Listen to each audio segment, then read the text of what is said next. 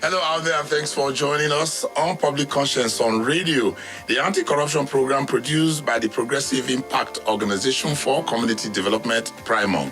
PRIMOG is a civil society organization which is set up to promote good governance, participation, and accountability in Nigeria. I'm Okiri Agbonsuremi. A very warm welcome to you, even in the face of the lockdown, wherever you are.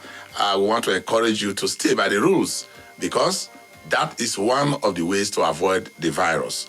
On Public Conscience on Radio, we seek to evolve a corruption-free society through the amplification of corruption stories reported by our partner media organizations, and we draw attentions of citizens and government for democratic actions against those reports that we'll give to you.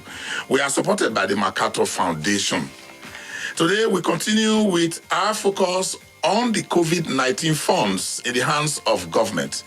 We told you in the last episode that the huge funds available to government to tackle the COVID-19 pandemic are being expended without any accountability template known to the public.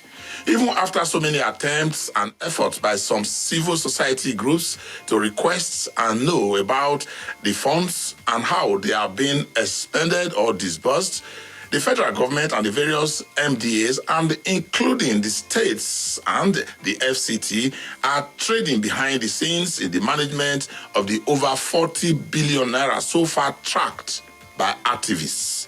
We saw monies in bundles on tables and across Nigeria, purportedly shared to vulnerable Nigerians by the federal government in the name of social intervention.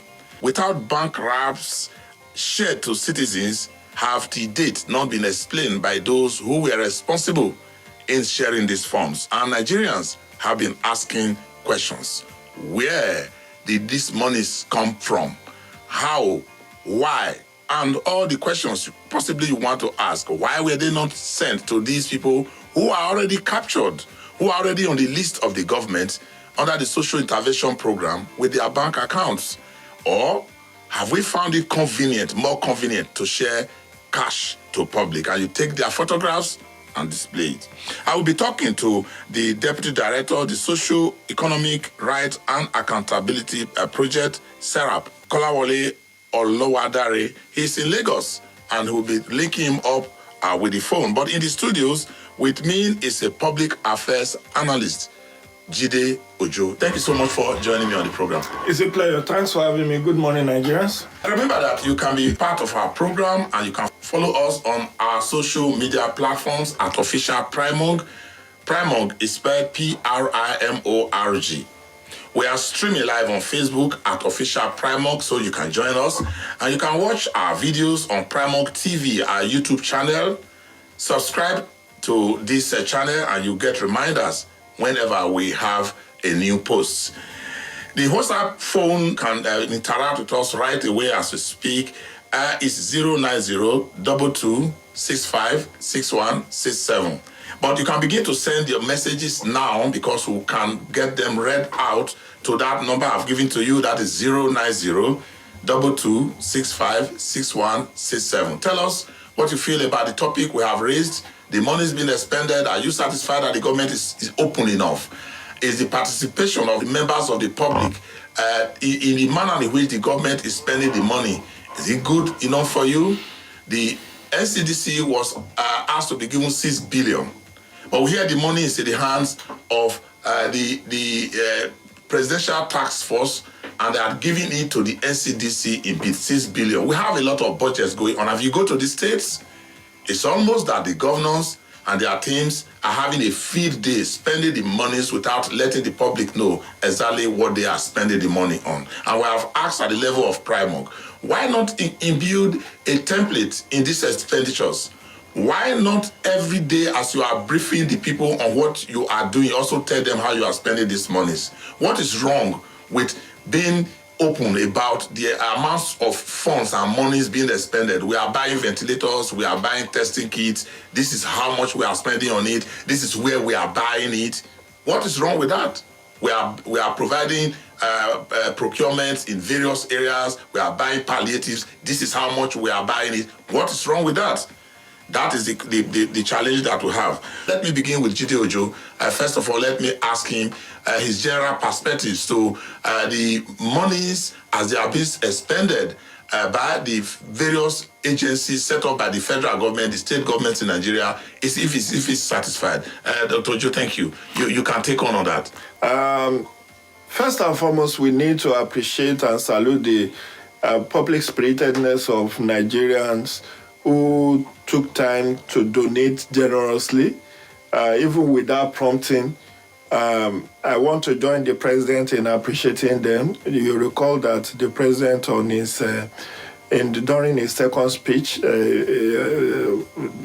13th of April 2020 actually appreciated a lot of people, particularly the corporate world, who have donated generously. As we have pointed out, about 40 billion has been tracked. But then we know the spirit of money. When you have money, you can easily turn it, it can become a demon on its own. And we do know that Nigerians, even though many of us are very upright, very patriotic, very good, but we also have the few who will want to take advantage of a mystery to line their pockets. We have had controversies about how IDP funds are managed. We have had controversies about arms deal. Recall the former NSA, is standing trial now for mismanaging the $2.1 billion that was meant to buy hardware to fight insurgency. We have also had instances of people who are supposed to rescue accident victims, frisking them to see what they have on them and making away with cash and property that are on them. But the Nigerians that are involved in this kind of unwholesome practice are not many. But we cannot ignore the fact that there are people who want to say, oh, here is my chance to make it big. 40 billion is a lot of resources. In fact, there are also several other donations that are not in cash. We know that the EU just donated the equivalent of 21 billion naira. That's 50 million euros to us about a week ago, even though they said bulk of that will not be in cash. But be that as it may, whether it's 1 billion or 40 billion or 100 billion, there's a need for transparency and accountability, because this is not private money. It's a public fund meant at targeting a pandemic that has claimed over 20 lives in Nigeria today. And Ohiria, if you listen to the latest statistics, you know we have a long way to go. It's a marathon we are in. It's not an 100 meters dash. Because should this the fact that we have a challenge, a big challenge, should it not have actually called for the most openness? Because we are talking about prudent expenditure. We are talking about putting the money where our problem is and using it to solve the problem. And the government appeared to say this is actually what the problem is and this is the funds. Does it not call for as transparent as possible a character or that a government should have, built into this process? I agree with you. And I've actually have cause to also raise objections into how things are being done. Particularly this one, I've written two opinion articles, part of which I've asked for better transparency and accountability of these funds. Recall that last week I was pissed off when I saw the figure for Katsina State as the beneficiary of conditional cash transfer, which was, according to that news report in Punch, 133,000 plus, whereas some states are having less than 12,000. And I asked, what's the criterion or criteria used in determining how many people in each state will benefit from this conditional cash transfer? We have had instance, Oriria, in Niger State, of a councillor that bolted with 30 bags of grains meant to be distributed as palliatives for people in his community in Kacha local government of Niger State. It's in the news. We've also heard of controversies around, the selection process of those who are beneficiaries, whether of conditional cash transfer or even the palliatives. For several weeks until this week, people in FCT were still hoping that they will get the palliative, but eventually it has gotten underway. I think they are doing it area council by area council. But the bottom line is that there is a need for us to know how these figures are arrived at. Like you said, couldn't we have a situation as the PTF is briefing us every evening, also telling us this is how much you have expended thus far on these items? Let's just go to Lagos now and meet with Kolawole Oluwadari, of SERAP Deputy Director.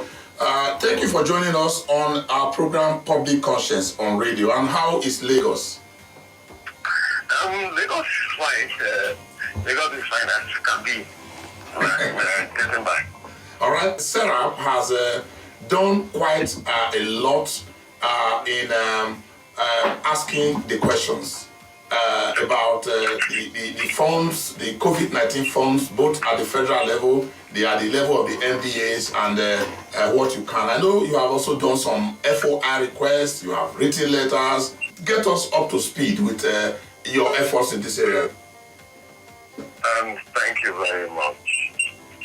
What we have done is part of our advocacy initiative to ensure that whatever is being done by government in this regard in this time is accountable and transparent enough for the people. So we have issued FY requests to the NCDC and the Minister of Finance. That was way back, that was like 3 weeks ago, to get the adequate details of funds being disbursed for kits and testing, who has been tested and what. And to an extent, the briefings of the NCDC are taking care of the test kits and all those other issues. But as to the funding disbursement, we are yet to get a formal response, either from the NCDC or from the Ministry of Finance in that regard. Of course, another advocacy initiative we are taking was, now, you can see the extent of the funds flying back and forth, those hearing figures either being donated by the private sector or by government for various COVID-19, whether palliative or for health or the health ministry. And of course, we are advocating our government to ensure that these funds are not only managed accountably, but that the disbursement and the spending is transparent. So far, we have not gotten any formal response also to our freedom of information request, asking the CBN to let us know how much has really come in, either by way of private sector donations or by government earmarks. And we understand from the statement from the CBN that it's been well from the CBN. And how much has they spent for what? So far, we are yet to get none. What is SERAP looking at? Because we saw money be distributed by government.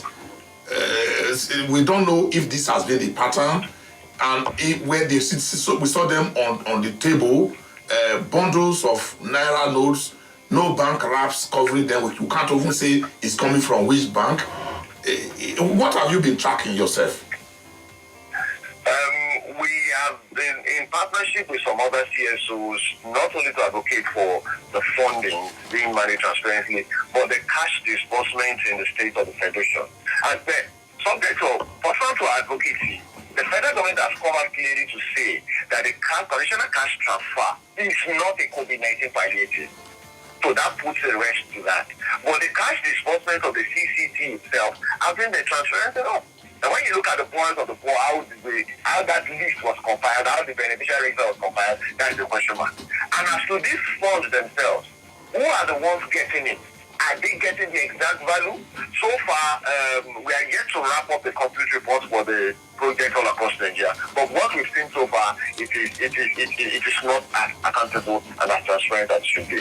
At the level of the PTF, the Presidential Task Force, and I also believe at the level of the states, I know you are also there, where we have a lot of, as we speak now, a lot of expenditures are going on. Have you been, I know you have queried the integrity process. Why are you querying the process, and what exactly have you had in mind to recommend? What have you recommended? Now, understand what we are doing is not necessarily critical for the sake of criticism. Yeah, government is doing well in trying to respond to the pandemic, but our own question is it enough? Is it being done properly? Will it cater for the poor and the vulnerable? And most importantly, is it transparent and accountable? And so the essence of our advocacy is to ensure that we are spending the right amount of funds and getting value for money for Nigerians who are represented by government at all levels in this period. So our advocacy is to ensure that the poorest of the poor, over 80 million Nigerians are vulnerable to poverty in this season, are taken care of. And we are yet to see that. And again, the cash palliatives all across the states, the money is being doled out by the federal government, is this really getting to the people it's meant to get to? Those are the reasons why we are doing this. And of course, we've said it over and over again, that government palliatives, either in terms of finances or material, is not charity. The government is not doing us a favor. It is an obligation that the government owes the people. And of course, this again must be done properly, that it doesn't end up being a tool of political patronage, and it doesn't get down to those who need it the most. We are talking about the day-to-day people when they are living from day-to-day, those in the informal sector, the vulcanizers, the Okada riders. How are you sure that these things are getting to them? And of course, that is part of the socio-economic rights of Nigerians that Sarah has sworn to protect. Now let's take a look at the accountability templates all over the world when things like this happen.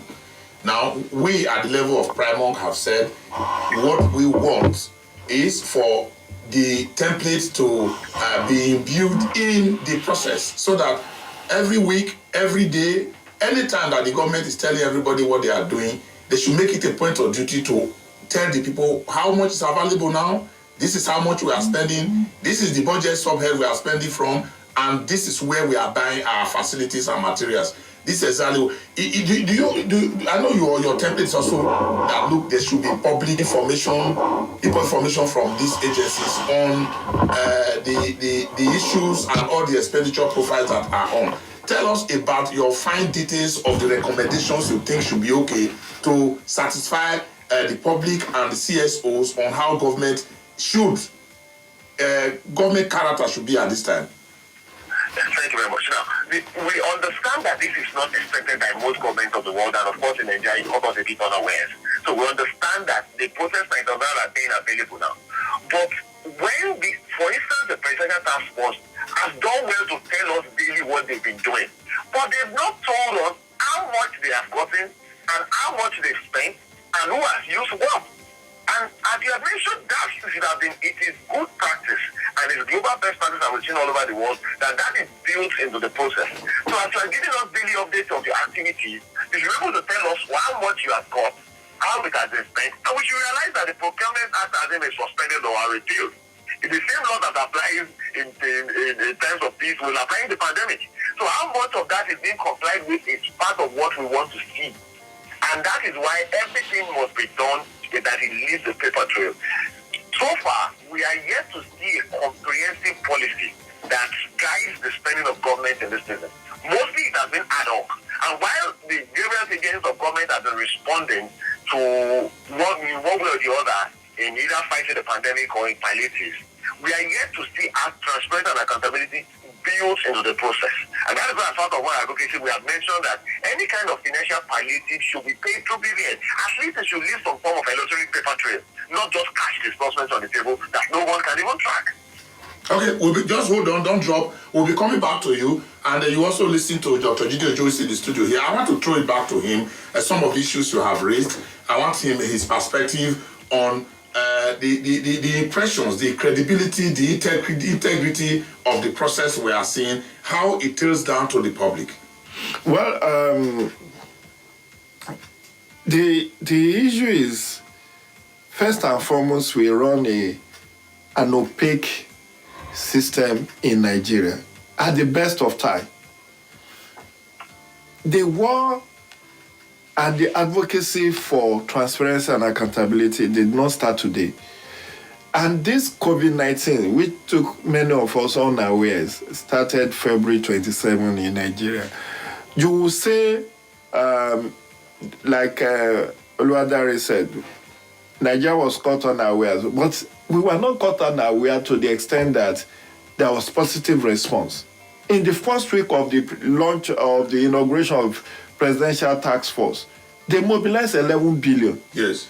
In the first 7 days. So if you were caught unawares by the pandemic, you should not be caught unawares about how to disburse the fund. You cannot just be dipping hands and releasing money. And we know that there is supposed to be Bureau of Public Enterprises vetting whatever procurement you want to do. And this takes us back to issue about military procurement. You know that is not transparent. Yes. The same way. Are we back to military procurement? And I think we may be back to that, because people will say, we need this urgently. We can't just wait for Just buy. Just buy. Anywhere you can get ventilators, just buy. Anywhere you can get PPE. People are... Because we are in an emergency. And in an emergency, particularly when it has to do with life and death, people will think less about issues around transparency and accountability. You recall that even when NCDC first requested for, I think, 1.6 billion, that was what they initially requested for. The Minister of Finance was not forthcoming with the money until the second week, and people were shouting themselves, so can't they release this money? Do they want everybody to die? And that is the attitude those who want to take advantage of the system wants to create. They want to create an emergency so that nobody will be asking, how much did you buy the nose mask? How much did you buy the PPE? How much did you buy the ventilators? How much did you buy the hand gloves and other reagents? We have been told now that the testing centers has doubled. How much cost went into that in opening up this test kits? How many test kits do we have? You know, Ohiria, for me, accountability that we should be pursuing is not even about Naira and Kobo alone. It's about the entire process. Can we have up to date? How many have we tested thus far? How many test kits do we have? That will actually enable us to justify the expenses. So if you now say that you got a test kit or a ventilator for X amount of Naira, we know how much is sold in the international market. That was what happened with the procurement of 12 Super Tucano. When they said, this is how much we are going to pay, $496 million for 12 Super Tucano. Daily Trust did a very interesting story, a follow-up story, and said, look, we have gone online to search for the price of one of these Super Tucano. It came to 1/3 of what you are telling us you are buying. How did that come about? They now say, you know, we factor the training, we factor spare parts. Should that even make it cost as much as 1/3 of what is sold in the international? So you are already suspecting that one of the ways to actually cover up is not to even tell anybody what we are buying. Exactly. If you don't know what you are buying or how many, how do you track it? How do you track it? If you don't tell us, okay, the president said they will build isolation centers at the border, land borders, at the airport. How much is it going to cost? Now let me go back to that, because this is opening a different picture for me as an individual. I would have thought that we would just ask them to explain to us. I can discover that it's not just cash. You won't get it from that. Now, Oluwadare, we have a picture painted by Dr. Jide Ojo in the studio that part of the template, accountability template that should be in, it's not just how much we have spent. It should also include where, how did you buy it, how was the quantity, so that those of us who are tracking can also track and do our checks. Have you been conscious of this? Yes, we have been, and that forms part of the component of the 4 freedom of information requests we sent out to the CBN, the Ministry of Humanitarian Affairs, the Ministry of Finance, and the NCDC, for which we are yet to get a formal response. Again, the Procurement Act is an act of the National Assembly that governs, even it has emergency provisions that governs procurement. But we are yet to hear. And I said the daily briefings are fine from the NCDC about the number of deaths, the people who have been affected and the discharge. That is good. But of course, we need accountability about the spending too. And then from the presidential task force, who are coordinating all these initiatives, we need to know about the spendings, what was cost, what was the process. Like Mr. just made a very good point. Where are we buying the ventilators? How much are we buying them? This is not the season to play the segment of we have the pandemic, we have an emergency, and then you are buying something that you should buy for $2, you are buying it at $10. This is not the time. And then after this whole thing has gone, we may come to realize that we have spent more than some countries that have had more of the pandemic, and we've had very little results. And that is our fear. And I hope not. It shouldn't be so. Let me just ask you before I let you off. Where are we going from here? We have agencies and government that don't appear. They have not answered your FOI requests. They have not answered that was given to them by Follow the Money. A lot of organizations are asking questions. They are not answering. And SERAP has a way of getting it through the judiciary. Are you thinking in this respect, are you looking forward to a situation where if you are not given the details, you may now want to go to court to compel the government to come up with these details?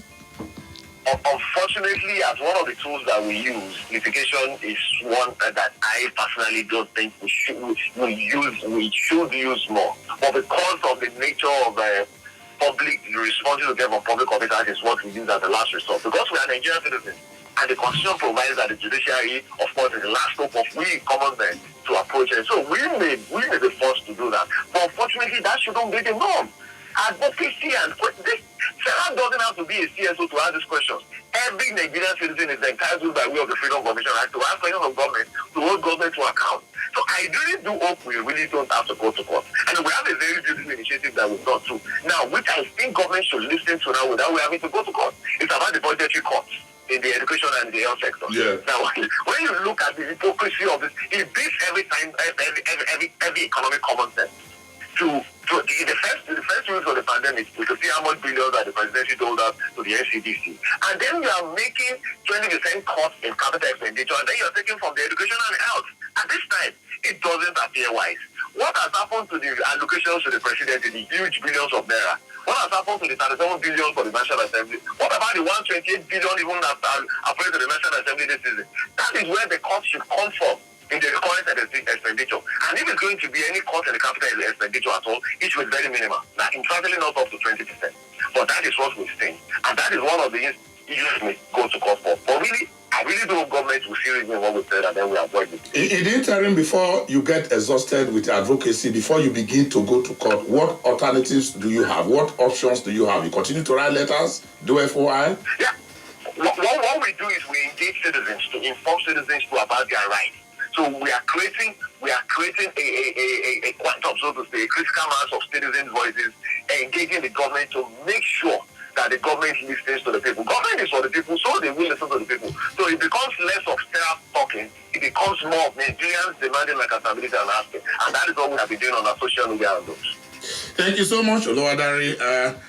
Kolawole Oluwadari is the Deputy Director of SERAP. So SERAP, a group that is devoted to promoting accountability in Nigeria, asking questions when public expenses and expenditure. Thank you so much for joining us. Now, let me just quickly tell you that you can join us on our phone now. Dr. Jide Ojo is right here in the studios. Remember that we have your messages on our phones. We'll be taking them. But let's go to the phone lines and take your harvest. Hello. The name is Dr. Henry Unono. I'll be speaking officially as Chairman Advocacy Nigeria Medical Association. Thank you. Thank you for choosing this topic. I overheard one of our guests mention about the opacity around government offices. It will be good for Nigerians to know that in 2018, the Federal Ministry of Health was stripped of procurement powers. And this was given to Federal Ministry of Agric. So Federal Ministry of Agric procures from Federal Ministry of Health up to this morning, since 2018. Now there were issues of transparency and corruption and so on, and presidency said, they thought that's how to resolve it, to keep it within.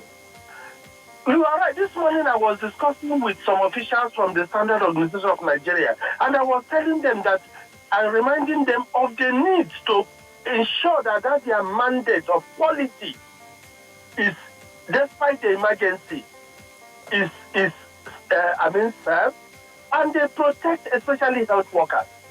What do I mean?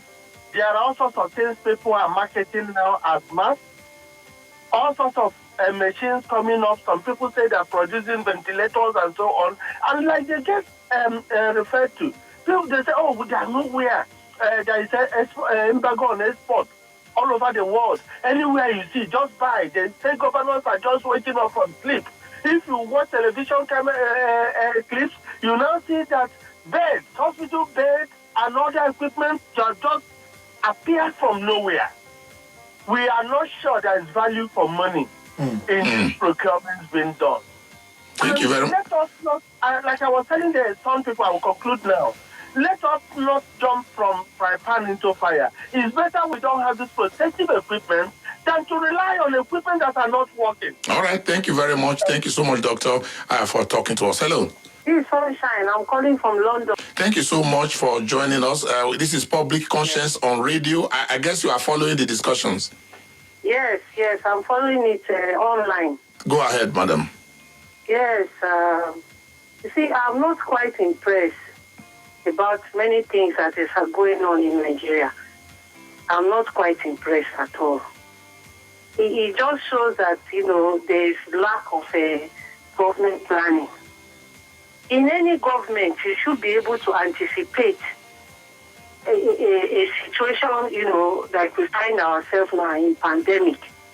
You should be able, to project ahead. Is the lack of ability to project? Is it the lack of ability to project that is making the government not to come up openly to say this is how much we are spending? I'm just talking about, a lack of planning generally. Okay. You see in other countries, like for instance now. What will you, madam, what will you recommend? You are out there. You probably will also see how the government spend their money. What will you recommend when government is spending money? How should they make it? How should they carry the citizens along? Okay, when the ambassador of Rwanda, was one of the Disbursement program, but that's 2-3 weeks ago, I complained about, the Minister of the Disaster Management, that most of the things that she's doing, handing over money with hand and all those things, it is not done anywhere in the world. There must be proper accountability.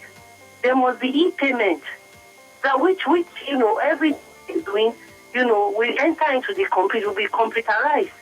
I complained about that because we found out that there's so many anomalies, in the program. There's so much anomalies. For instance, now most of the people that have benefited, from that program are all from the north. I personally investigated most of the people that were paid more were people from Zamfara, where she comes from. Why should it be like that? This is a pandemic that is affecting the whole world. Thank you so much. Are providing not only for food, they are giving people money. Thank you so much, Sunshine, for joining us. I think Jide Ojo will corroborate that. The picture we have is that we have more poor people in Zamfara than in any other part of Nigeria. Maybe that is why they are getting the money. Hello. Hello? Yeah, are you with us in Nigeria or you are calling from London too? No, I'm calling from Nigeria. Okay, where exactly are you calling from? What's your name? I'm calling from Wuse too. My name is Godfrey. Go ahead, Godfrey. I am not surprised because I have always known from the onset that under this government, most of their programs, most of the things they do are shrouded in some kind of deceit or deception. So these rumors and scandals that are emanating at this is just the beginning. Just watch the next 2 months. From now, the next 2 months and see what will happen. I do not believe what they are doing. I do not believe that they are even paying. Some people said they went sharing Indomie, two packs in form of palliative. How many people in a family can few packs of Indomie take care of? We don't even mind what they share. Even if they share Indomie, how many people did they give the Indomie to? Where did they buy the Indomie? Can we go and check? Where is the receipt? Disappear from there and go to another place. There they have spent 1 or 2 million naira. Okay. By sharing just for a few people. Thank you very much. Thank you very much. We need to minimize the time we use so that we can give the opportunity to the many callers who want to talk to us. Hello. Yeah, this is Ojo from Duse. Ojo, thank you so much. And how is Duse? The Duse is cool and calm. Okay. I guess you are inside the house. Yes, sir. Yes. Okay, go ahead, please. Yeah, thank you for this topic you just brought up. This has been the agitation of everybody, well-meaning Nigeria, concerning and against this administration. This is the government that rose into power on the basis of integrity, accountability, transparency, and above all, fight against corruption. And from every day, as the day is going back, in their transaction in business, we are not seeing it. Everybody is questioning the way they are spending money. This is the administration that has received more money from FRSC, custom, immigration. They have even borrowed more money than any other government. And with the structure on the ground, we are not even seeing it. Now look at this issue of coronavirus. Maybe that is why they refuse to lock down the airports so that they will have things to take. In fact, from my own point of view, they have not spent any money we have received. What they are using are the donation, equipment donation from China, from a Turkish organization that have been donated. They have not spent penny. Let them come and explain what they have spent from all the money that have been given to them. All the equipment they are using, all the isolation center, I believe is from all those equipment that have been donated. Now we are not seeing anything. They are not even helping the citizens. People are dying at home. You say you want to spend 20 to distribute. Well, so that line went off. We just wanted to make it as briefly as possible. Just before we take the next call, let me just, Edwin from Day called, sent a message to our number 09022656167. You can continue to send your message in there. But Edwin from Day is saying that the point is that most times our civil society organizations like SERAP only institute legal actions against perceived corrupt government agencies, but fail to enlighten the public on the outcome of such litigations. This be that as it may, legal actions remain the only nuclear options in our collective fight against corruption in our country. We need to put more concerted powers towards securing a legal framework to that effect. Our National Assembly should be held to task in this regard. Edwin from Day. Let's take more calls. Hello. Can you make your contributions in 30 seconds after you have told us your name and where you are calling from? Yes, my name is Benga. Benga, thank you. From Gudu. My concern is that this money transfer, I've started 2016. I think we need to look at it holistically. Instead of just looking at it that because they share money on the table, for that reason there must be kind of fraud here and there. They have been sharing this money on the table from that time. They have been sharing it, giving them time that time. I think we need to go back and look at how they have been doing it and really query some things. Not just depend on this one was shared like because of that is a fraud. They are not looking at that. And I wonder you should have brought one of those people involved in this sharing to come and tell us what has happened so far so they can balance the information. They have told you, have they, Oga, you heard that so many letters, FOIs, everybody's read. If we go drag them with the nose, we are thinking of going to court and they don't want to answer you. So what do we do? NGO working with them, you can get those NGO working with them. They are not alone there. There are people working with them. You can get those information indirectly from those people. And remember that we are not focusing on only the monies being shared as the money you are talking about. We're also looking at the expenditure at the level of buying procurements, money donated and all the money is budgeted by the government. But thank you so much. You have given us an insight. We'll follow it up. Hello. Let the truth be told. The whole program and policies of government lack integrity, most especially during this coronavirus pandemic. The effect, we believe government will come in earnest to alleviate the suffering and pains among the populace, among the poorest of the poor, among the poor masses in general, who are 80%, who are daily income earners. But what we see, the distribution is done secretly. When here in FCT, they told us they started with Abaji. On what basis, on what parameter? They are telling us Abaji was the poorest. But when you come to bottom block, when you come to population and the issue of making revenue and income, you talk of Gwagwalada. Gwagwalada is economic capital of about 3 local governments, including Aba, Jukwali, and Kuje. But nothing is forthcoming. People are in pain.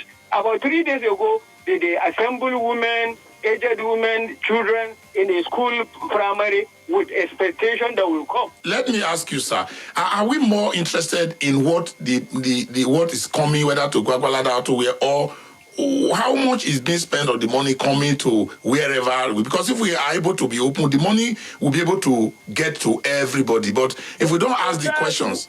But sincerely, with the public donation coming from public spirited organization, a rich individual, it did not reflect in what they are distributing. What are they distributing? What have they distributed so far? Where? When? It is all done secretly. There is no sincerity. And this is the time that government is supposed to inspire confidence, hope, and trust among the populace. But they are blowing the chances all right, thank you. Away. Thank you so much. Thank you so much for joining us. We'll take our last call and then we'll wrap up.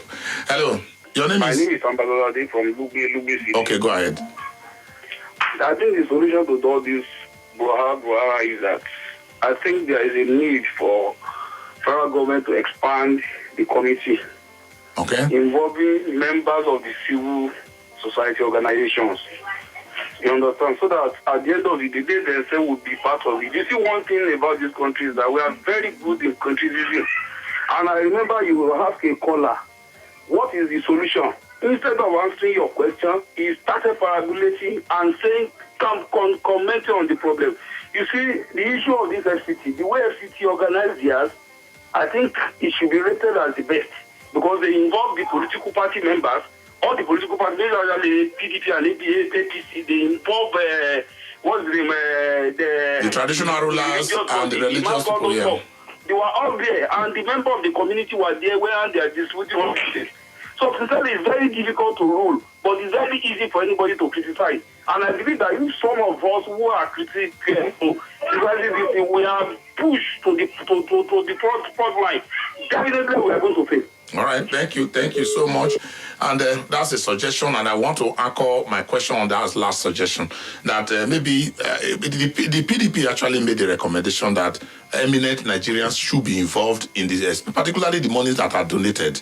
The bundles of money over 20 billion that has been realized from the Dangote, and which is being warehoused in the CBN, that money for the public, and that there should be eminent persons. Somebody has just called in to say, look, can the civil society groups, if they actually are allowed to play a role at the level of this committee, will it reduce this tension, and that would they be more open if they, because they would definitely ask questions. Imagine if Serap is, I'm not picking them out now, but I'm just saying, imagine if Serap is, or Follow the Money has a representative in the presidential committee, will be telling us how much has been spent, how the thing has gone. Will it have raised the level of confidence? Perhaps it may have, but we have, for the sake of tokenism, sometimes they just appoint 1 or 2 people. But those people, would they be able to ask the right questions? And if they do ask, would they get answers? I know at the level of FCT, civil society organizations are involved. Yes. So if they are involved, and we are not talking, and I think I need to make that clear to our listeners, we are not picking on FCT. We are talking generally. This is a pandemic that has affected about 25 states in Nigeria today. Yes. So we are asking for accountability across board, across states, across federal level. Even CBN needs to be forthcoming. They have about 2-point-something trillion that they said they were going to be using to help micro, small, and medium enterprises. How are they spending it? How are they spending? How many have been shortlisted? What are the procedures? How many? What is the latitude of funds that you can get? All of this needs, the same way they are asking us to wash our hands, and they should also be bombarding us with that information about if you want to benefit. I've not seen that kind of that kind of jingle or education that, okay, for you to take advantage of this, these are the processes, these are the procedures, this is how you start, these are the documents you need.